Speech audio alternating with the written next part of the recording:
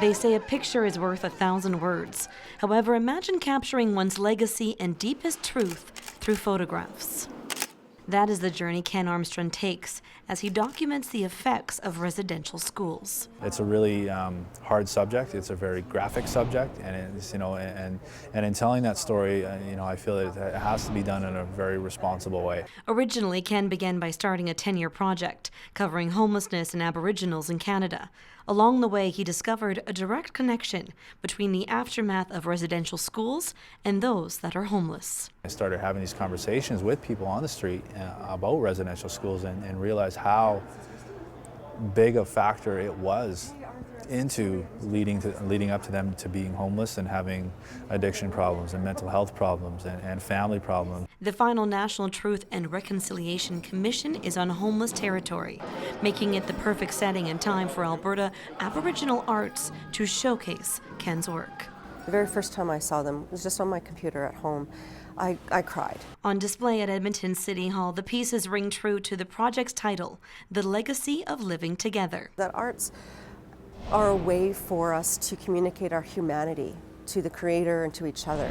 And when I saw Ken's photographs, that's exactly what came leaping out of every single one of them, was a deep sense of humanity. And some of the people are actually no longer alive. And so it's part of their legacy as well. This is Leonard in his tent. He was actually living in Skunk Hollow at the time here. Leonard did go to residential schools. Leonard had a really tough time in residential schools. He was on the streets for over 30 years. He had some addiction problems. This is him off of White Ave. This was taken in April 2007. He was, panhandling, and he was smoking crack. He was drinking that night. And his story is really significant because with the help of outreach workers, over time they built a relationship with him. He gained some trust in them, and he was able to turn his life completely around. And he reclaimed his culture. He started going back to his cultural ways. In 2010, Leonard, in the comforts of his own home, he passed away. And this is at his wake. It was held inside the boardroom of Boyle Street, and that's his brother there, Henry, at his side. With the final TRC wrapping up, Ken's work can still be viewed on his website.